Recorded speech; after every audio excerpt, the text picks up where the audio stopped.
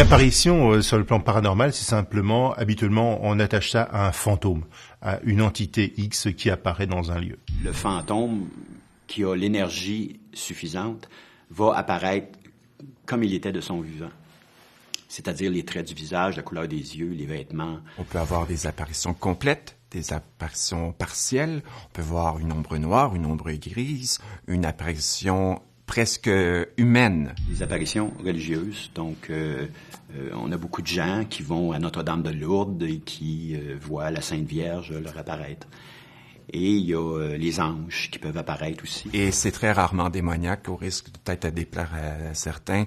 Les âmes démoniaques, c'est très rare. Faut courir après le feu. Souvent, les apparitions sont pas complètes. On voit seulement que le haut du corps, à partir du torse. Il n'y a pas de jambes. Parfois, ça flotte un peu plus haut que ça devrait. Pour quelle raison?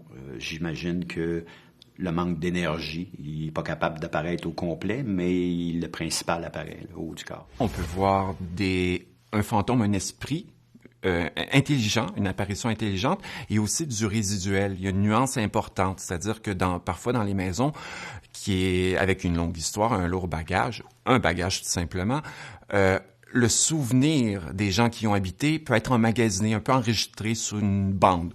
Et les gens peuvent voir une apparition partielle ou complète passer, toujours faire le même geste, le même circuit. Alors, à ce moment-là, l'entité ne te regardera pas, n'est pas témoin, n'est pas sensible à ta présence parce que c'est comme un film qu'on voit et qui se répète en boucle. Est-ce que l'apparition est vraie ou n'est-ce qu'une hallucination?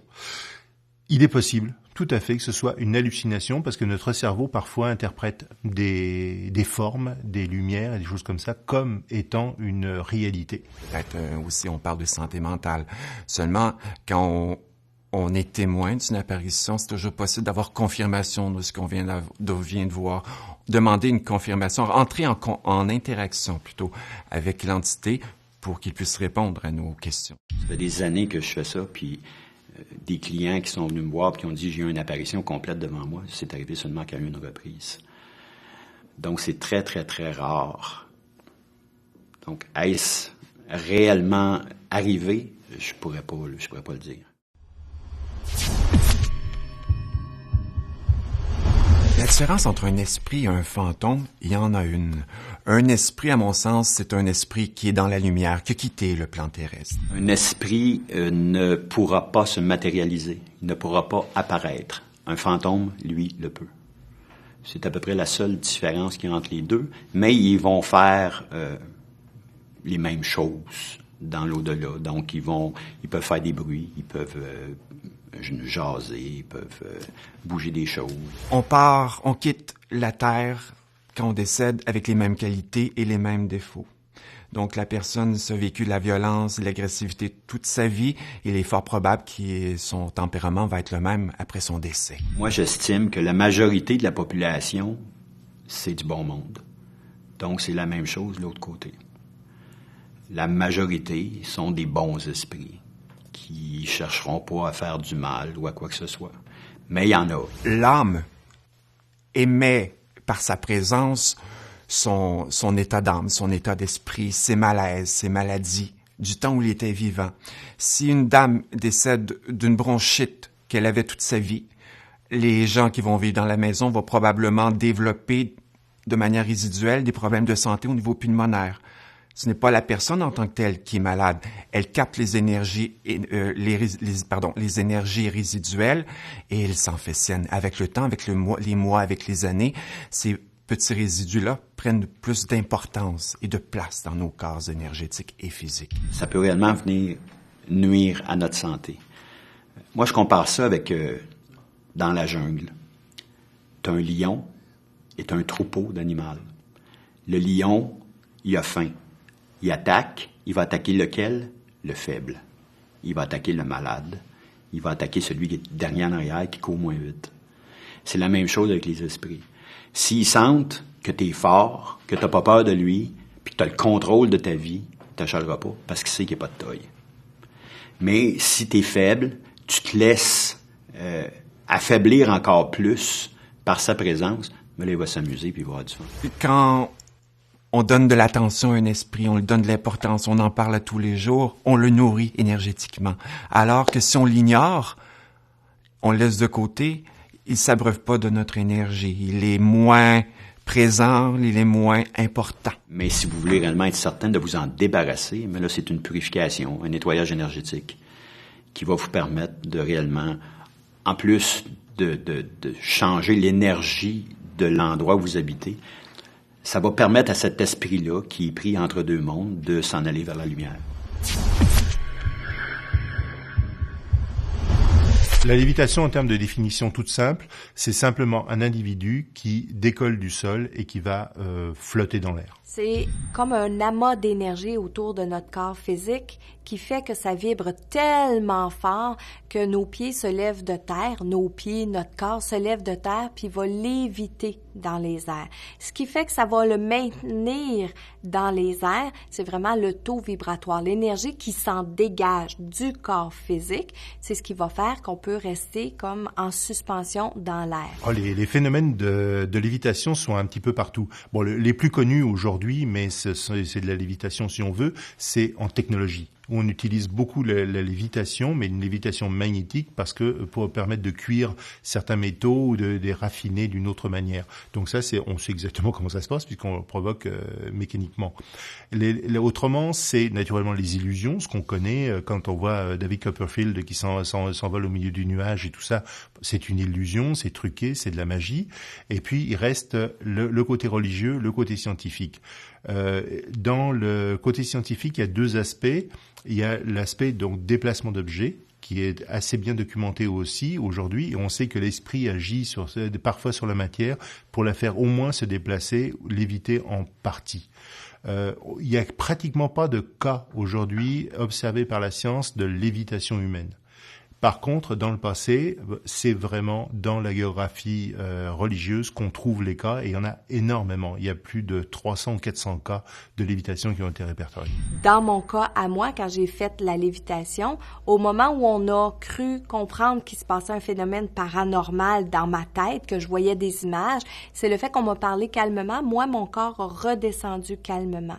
Mais parfois, dans les cas de lévitation, les personnes vont être soulevées puis vont tomber très rapidement par terre, par exemple. La lévitation elle-même, c'est vraiment un état intérieur qui ferait, et puis c'est peut-être pour ça que ce sont beaucoup les religieux et les gens qui sont en méditation, c'est-à-dire une tendance d'élévation. Et là, le sens d'élévation est très important, c'est parce que cet élément d'élévation ferait qu'il y a tout un phénomène à l'intérieur du corps et du cerveau qui amènerait un détachement de la pesanteur, enfin une libération de la pesanteur qui amènerait la personne à s'élever. L'ensemble des phénomènes qui se passent, lumière, froid, etc., on sait qu'il y a une affectation de l'environnement. Maintenant, on manque encore d'explications vu qu'il y a pratiquement personne qui l'évite aujourd'hui.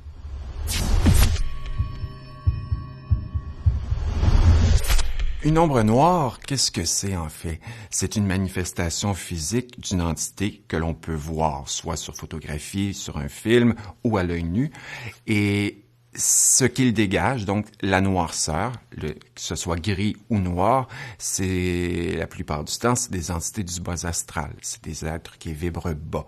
Ce n'est pas lumineux en tant que tel. Un esprit, quand on le voit, il est lumineux, il dégage la lumière. Un guide spirituel, un ange dégage sa luminosité, tandis que les entités du bas astral, ils sont une ombre noire. C'est sûr que moi, je l'interprète comme une présence.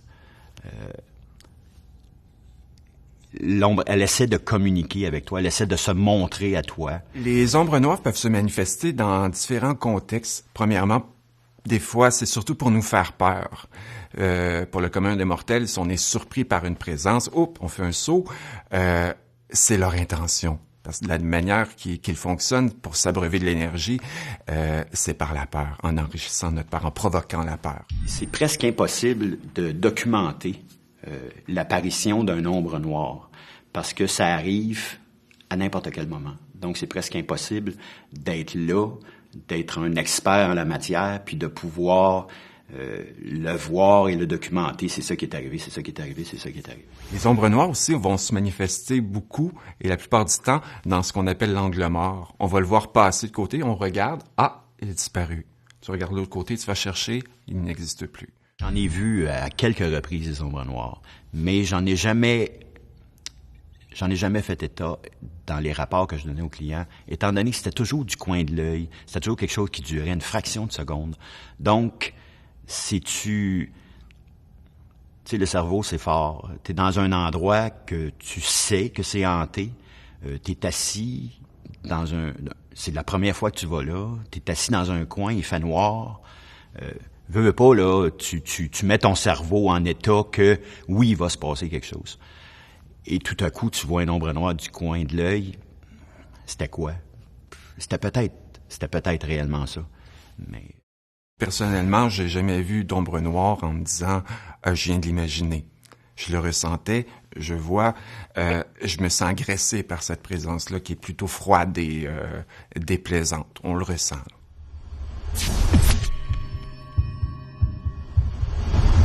Orbe, c'est la même origine étymologique que orbite, donc c'est un halo, c'est un cercle de lumière. Un orbe, c'est une forme de concentration d'énergie spectrale. Alors, on pense que c'est une entité qui se serait concentrée dans une petite forme et qui circule très, très rapidement dans une pièce. Quand l'esprit désire se manifester, il va le faire premièrement soit par une manifestation physique, partielle ou complète, ou par une masse énergétique qu'on peut voir à l'œil nu comme une boule de lumière, peu importe la couleur. Il semble qu'on puisse voir des orbes dans les maisons hantées qui sont souvent abandonnées et dans certaines circonstances où ce serait des petites quantités d'énergie qui habitent une maison. Ceci dit, c'est possible de la voir, l'orbe, à l'œil nu.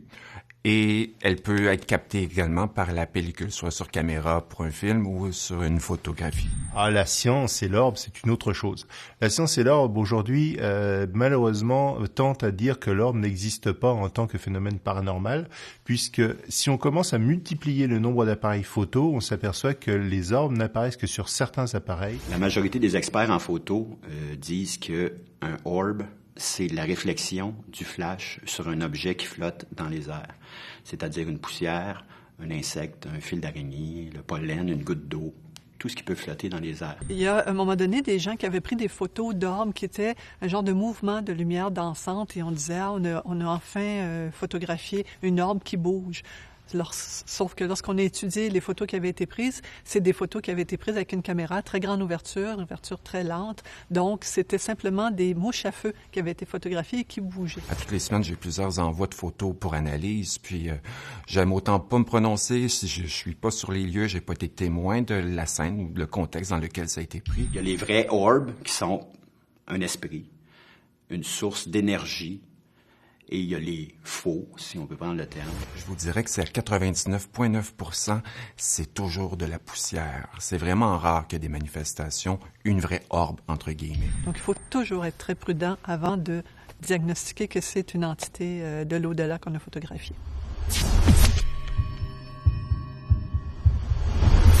Poltergeist, étymologiquement, c'est esprit frappeur. Et dans les faits, eh bien, c'est l'impression ou la réalité d'événements violents qui se produisent dans une maison sans explication à l'heure actuelle. Alors, le poltergeist se décrit toujours par des mouvements très brusques, soit des jets de pierre, des chaises qui sont lancées, des objets qui sont lancés sur les gens, sur les murs.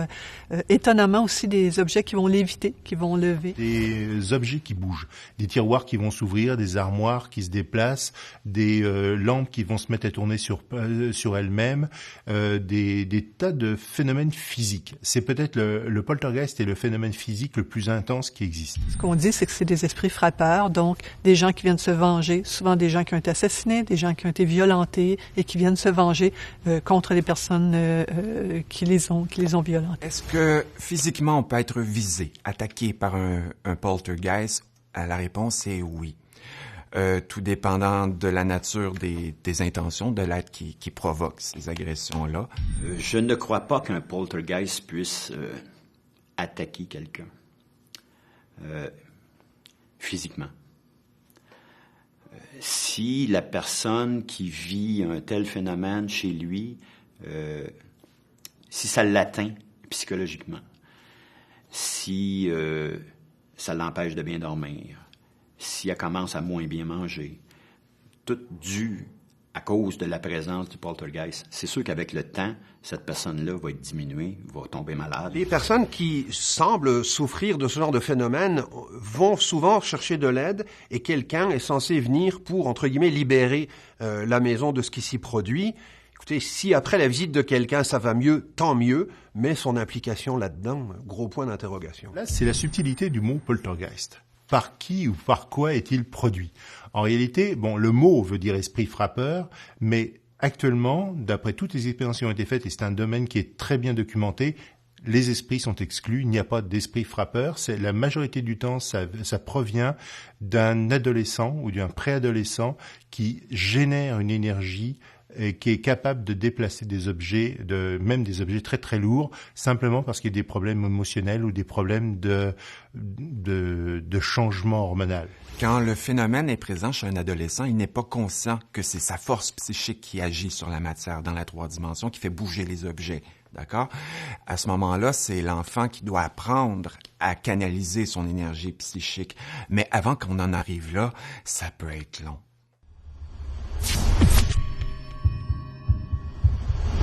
Un cas de possession, c'est une personne qui se sent envahie par une autre personnalité, par une autre entité.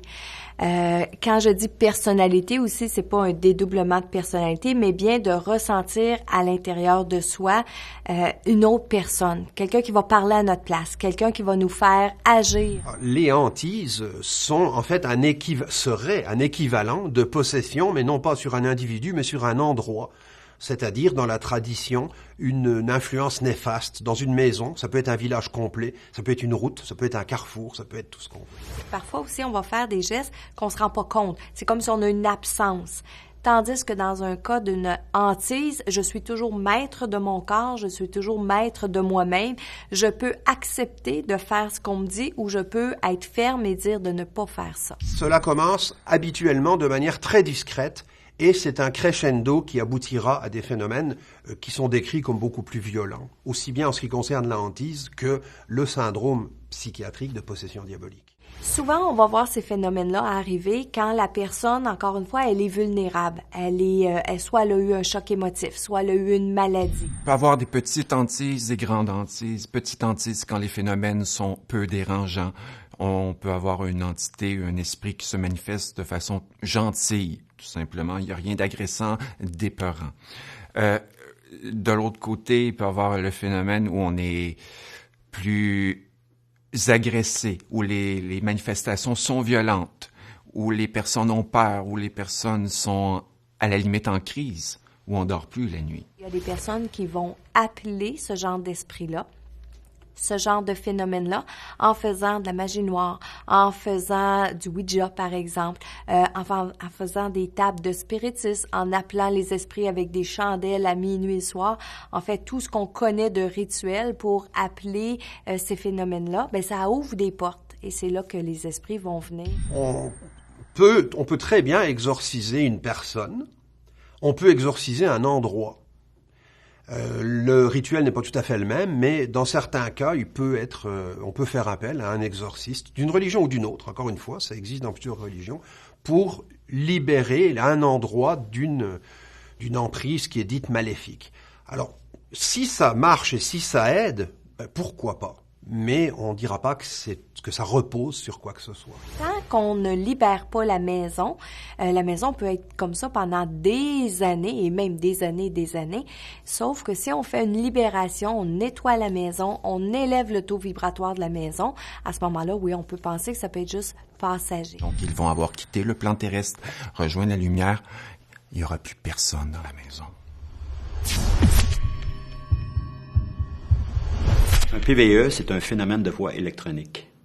Un phénomène de voix électronique, c'est un son, ça peut être une voix, ça peut être un bruit que l'on capte grâce à un enregistreur numérique. Lorsque les chasseurs de fantômes vont dans un lieu hanté, ils vont enregistrer avec un magnétophone numérique les sons ambiants. Ils vont poser des questions aux entités, essayer de les faire parler. L'oreille humaine n'entend pas toujours tous les sons, sauf que cet enregistrement-là, qui est écouté par la suite avec une amplification, peut parfois permettre d'entendre ce qu'on appelle justement les PVE. Notre oreille entend à partir de 20 Hz en montant. Il y a une théorie qui dit que les esprits, les fantômes, lorsqu'ils s'expriment ou lorsqu'ils font des bruits, c'est en bas du 20 Hz. Donc, la raison pour laquelle on les entend pas live. Étonnamment, les chasseurs de fantômes enregistrent évidemment toujours des questions, des choses qu'ils posent aux entités quand ils sont sur place. Et c'est étonnant à quel point ils peuvent récupérer certains PVE, des sons parfois assez étranges, des sons parfois glauques ou étonnants. Donc, je pense que les PVE, pour les chasseurs de fantômes, c'est une source de travail qui est très, très importante pour se rendre compte que finalement, ils ont discuté avec une entité qui leur répondait, mais qui n'entendait pas avec l'oreille humaine, mais qu'ils entendent sur l'enregistrement. Parfois, c'est un petit mot, parfois, c'est une phrase complète. On peut de plus en plus penser aussi que les gens ont tellement la volonté d'obtenir un enregistrement, ont tellement envie d'obtenir une trace, qu'ils l'impriment eux-mêmes. Donc, c'est-à-dire qu'on suppose aussi que le cerveau aurait la capacité d'impressionner autant des bandes magnétiques que des bandes numériques. Ceci dit, de faire des investigations, de provoquer des entités, c'est un peu l'équivalent de sortir une table de Ouija. C'est-à-dire que d'entrer en communication jour après jour, semaine après semaine, on s'attire, on appelle les esprits vers nous. Ben, j'ai tendance à croire que les PVE sont un des outils les plus puissants pour prouver, en guillemets, la présence d'un esprit dans un endroit. On est toujours bien heureux quand ça se produit parce que c'est une manifestation claire, palpable, audible. C'est une preuve. Quelqu'un, de l'autre côté, essaie de nous transmettre quelque chose. C'est à nous d'essayer de le comprendre, de le déchiffrer, parce que, comme je disais tantôt, c'est impossible pour lui de s'exprimer de la même façon qu'il s'exprimait lorsqu'il était vivant, ou de la façon qu'on s'exprime présentement. Mais il y a quelque chose à dire, ça c'est certain. Puis il le dit de sa propre façon. C'est à nous de l'interpréter et de comprendre.